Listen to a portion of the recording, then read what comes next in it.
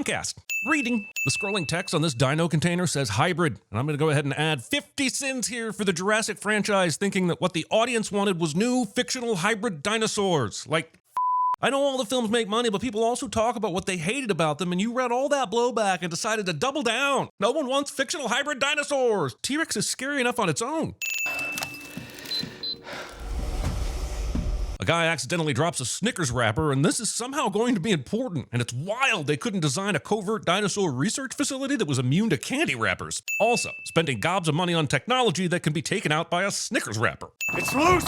But how? Because that one door got f***ed up, which was the entrance to the lab and not the D-Rex's containment area? That also somehow opened its door? That is quite possibly the shittiest security system you could place on an island with giant mutant dinosaurs. Also, the problem with building dinosaur containment areas with electric fences is that sooner or later, the power will go out. This is what happened in the very first movie, actually. And this is only the first in a long line of things Rebirth has tried to take from previous films and repurpose, only to end up looking like a shameless thief in the process. I get not wanting to open the door for your friend just to endanger the lives of all the other people in the facility, but why is she hanging around to watch him be eaten? That almost makes me think she was looking forward to this day. Yay, there's a brand new dinosaur, the D-Rex. Can't wait for all the scenes of mayhem it's going to cause throughout this movie. I'm sure they won't wait till the last 15 minutes to have it pop up again for a couple of non-exciting and brief appearances. I mean, that would be ridiculous. Seem to be plenty of species surviving just fine in extremely cold atmospheres based on what we saw in Jurassic World Dominion, so not sure how all of a sudden enough could change to where they all had to move to the tropical areas. That's wise, but how in the f*** did you clear out the millions of people who lived in that zone prior to declaring it forbidden?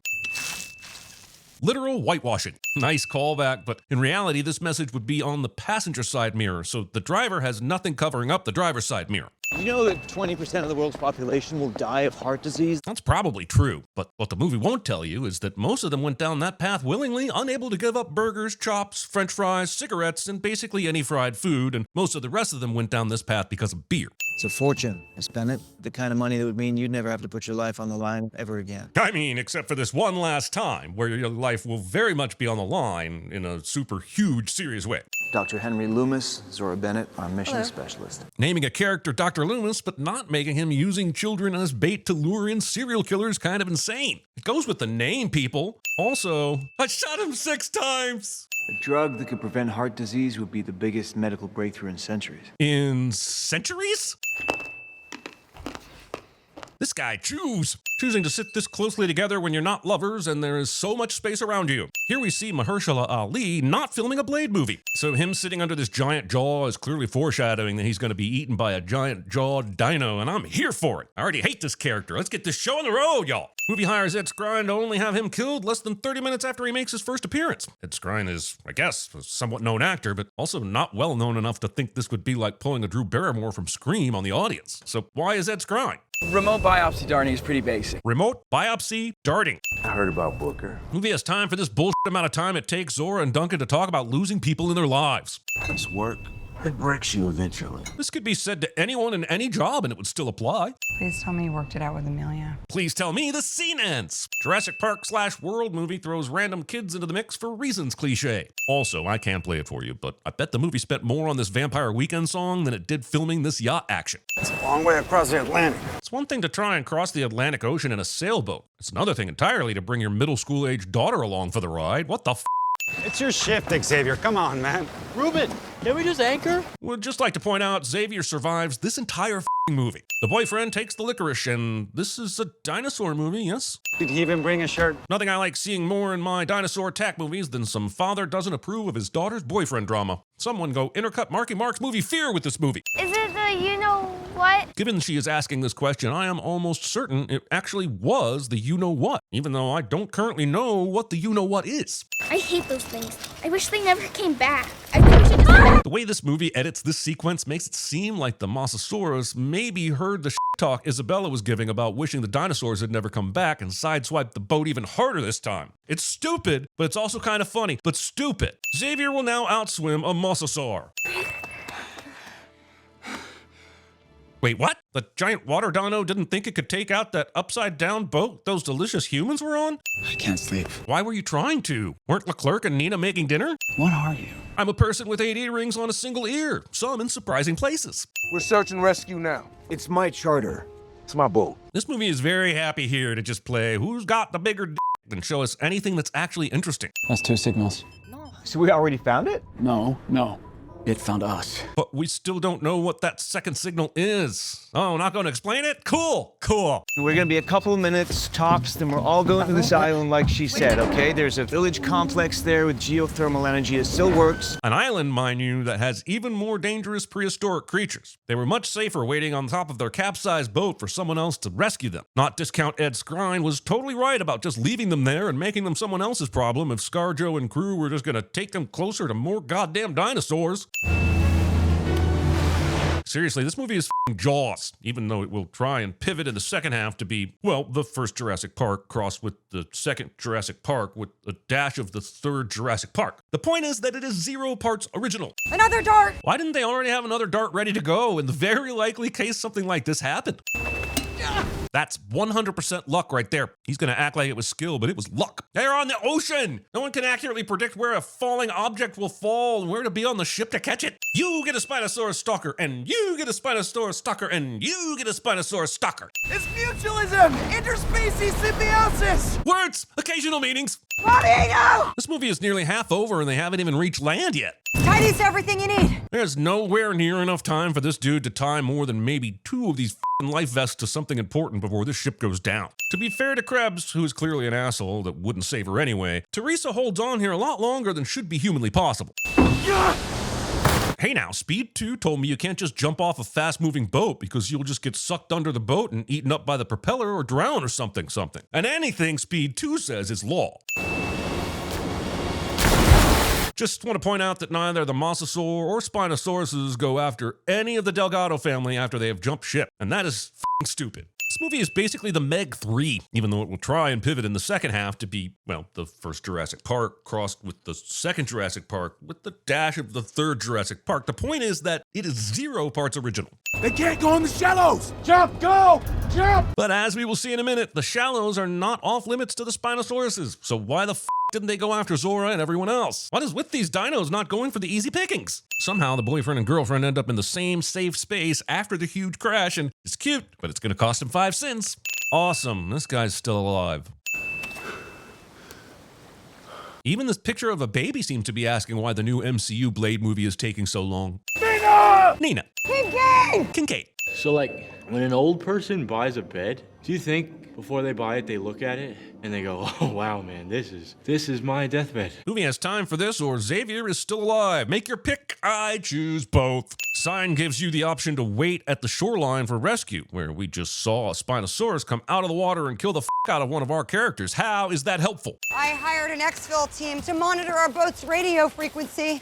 So if we go silent for 24 hours, we'll do a flyby at exactly sunset on the second night. Lady, this is a lot. Just can I catch my breath and bitch about how few non-underwater dinosaurs I've seen so far in this movie at the halfway point? Can I? Be careful where you step. Something just moved past my leg. My first sexual experience condensed into 5 seconds. I studied under Alan Grant as a postdoc. Shout-outs, or maybe Easter eggs, I don't know. Either way, it's annoying. All these people are pretending like it's completely fine for them to be walking waist-high in jungle water, like they aren't all getting 10 diseases per minute. I'm too smart to die. No one is too smart to die. Literally all the smartest people who ever lived have also died. This is a stupid movie with stupid motivations and stupid characters, but this single line might be the stupidest thing about the whole film. When the Earth gets tired of us, believe me, it will shake us off like a summer cold. Wait, no, a new contender. This is hands down one of the dumbest lines of dialogue ever written. It doesn't make sense, but it sounds snazzy, so they went with it. In reality, the Earth will not get tired of humans because Earth is a f***ing planet, not something with feelings. And when humans are done here, it won't be because the planet shook them off like it's a dog and humans are water droplets, but because the humans either pilfered the f***ing planet for all its resources or the planet got too close to the sun. Either way, I mean, goddamn. Assuming water is safe to drink just because it is running. I wonder if he knows how much dino waste is in there. Stopping here for a drink and finding important dog tags is like finding a needle in 100,000 acres of haystacks. We're gonna find out later that Martin was able to pry this gun away from this corpse's hand with a f***ing stick. And the gun still f***ing works after being out in the elements like this for who knows how f***ing long. No, I was wrong about you. This sentiment comes one scene after Ruben told his daughter, Hard to like, honey. I wish this movie would make up its mind how Ruben feels about Xavier after he saved his daughter's life. I don't even know why she wants to be with me. I don't either. You're insensitive enough to be talking this loudly while she's trying to sleep after almost getting murdered. This girl didn't wake during the entire conversation between her dad and her sister's boyfriend, even the loud parts, but she wakes instantly at the light chittering of a nearby dinosaur. I wrote this whole long thing about what an absolute moron she is for feeding this thing, but I think I'll just go with kids. I guess this movie's goal is to rip off as many Steven Spielberg classics as possible and make us want to watch those instead. Can't wait for the scene where someone is running from a giant boulder, or building a mountain out of mashed potatoes, or shooting President Lincoln. You're probably thinking, great, this is where Xavier finally gets eaten, and nope, lucky us. Xavier survives this. This grass isn't tall enough to cover the humans, but yet they didn't see any signs of the Titanosaurus until his tail popped up. And now we know the answer to the age-old scientific question, did dinosaurs nuzzle each other? Thank God. Man, I really miss Stan Winston. You don't see that every day. Really? Because I'm pretty sure there was an entire park where if you had the funds, you could literally see shit like this every goddamn day. Not to mention everyone has been living in a world where dinosaurs have been roaming free for the past several years. We're 7 movies in, and these wow, I can't believe I'm looking at a real dinosaur scenes are old and no longer make sense. As they marvel at the brontosaurus-like dinos with the original movie's theme playing underneath, it's just frustrating that they hired this cast and this writer and this director to essentially turn all the previous Jurassic movies into a single movie. Wow! Not sure it's wise to scream, since Dr. Loomis himself pointed out a few minutes ago that the carnivorous hunters of these dinosaurs could be nearby. I realize the case is cold to preserve the blood specimens, but how is a case this size generating perpetual freezing temperatures? Cold is still cold these days, folks. You need a compressor, condenser coils, an expansion valve, and evaporator coils. It's just a laughable amount of no room for all that shit in this case. Why aren't the flying dinos on this island interested in eating or attacking humans like the flying dinos on the island in Jurassic Park 3 were? The guys on the boat said there was power at the village. We just have to trust that they were right. Trusting guys on a boat is excellent strategy about shit that is going to happen on land. Maybe this whole thing will... Xavier! Recklessly running towards the exact spot where Xavier just fell and possibly and hopefully to his death. It's f***ing 2025, and movies still think humans, one of whom's already using a cane for a leg injury, can fall hundreds of feet down steep hills or cliffs and largely end up just fine. I blame The Princess Bride. 2/3 of the way through this movie, and I think there are more minutes of dinosaur action in Peter Jackson's King Kong than in this movie, and I'm not even joking. Teresa. Just go. Maybe if you want her to just go, you don't keep whisper shouting at her, Ruben. This child in particular.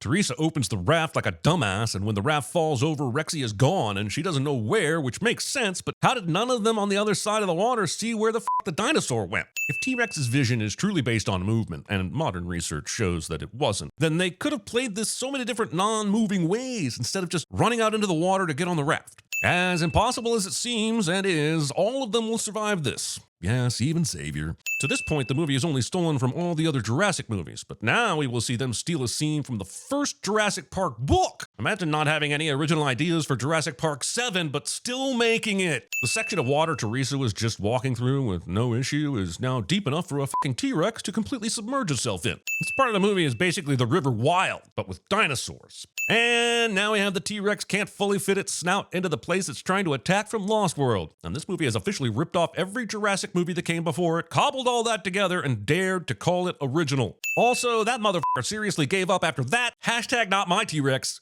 How the fuck did the inflatable raft survive this? Cutting right from the miracle raft to all these insane waterfalls gives me hope for a really brutal finale that I'm still pretty sure won't happen. We open source it. Your plan is to open source dinosaur DNA? With all the ways this will go awry, please get in line at the corner of Inevitable Boulevard and Could Have Seen This Coming Street. No. Also, Henry survives this.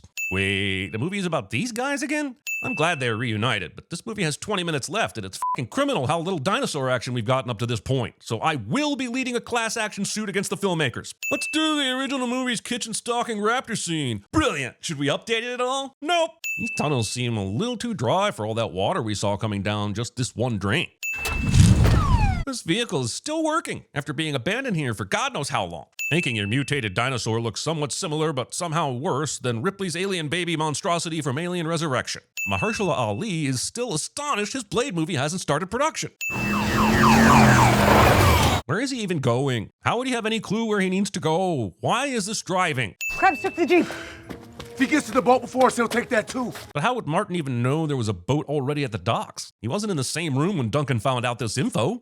This fucking tiny dino has been in her backpack all this time, and it's super stupid. The movie shamelessly rips off the Rancor from Return of the Jedi and then has the audacity to act like I'm moving too slowly. Zora gets to live and cure heart disease. Yay! That's the outcome you want in every dinosaur movie. In order to save the kids, Duncan holds on to this flare way too long, and longer than I think most flares would even allow, but kudos to Duncan for holding on. And kudos to the movie for giving Mahershala something interesting to do. Movie making me waste any time on researching if emergency flares work underwater, and guess what? They do! And somehow that answer pissed me off even more. 5 cents! That is way too much Predator for my Jurassic World movie. Also, Duncan will survive this and the movie won't even bother to fucking show us how? I mean, why would the D-Rex leave him uneaten at this point? Are we supposed to believe it's just because of the flare? Because I do not believe it's because of the flare. Just show us how Duncan escapes the jaws of the D-Rex so we can send the bullshit to that scene instead. It would be so much more fun.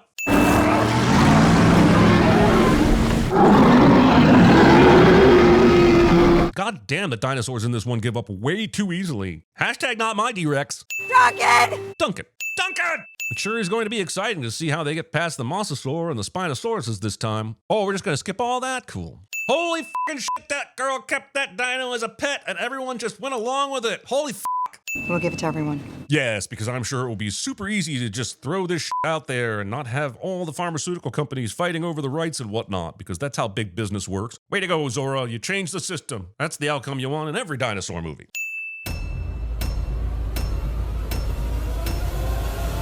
Paddling the school canoe? Oh, you better believe that's a paddling. Ship, out of danger. Lies down a monster. This is something NASA expressly rejected. Take the shot! Shoot her! Jim, this is incredible. Have you ever seen the like? They're pretty much the same. What it came down to was a combination of gamers and porn. I regret nothing! Come on! 3, 2, come on! As your therapist, my professional opinion is that you should run like hell. No offense. God, I know. I thought that chipmunk face was never gonna shut up.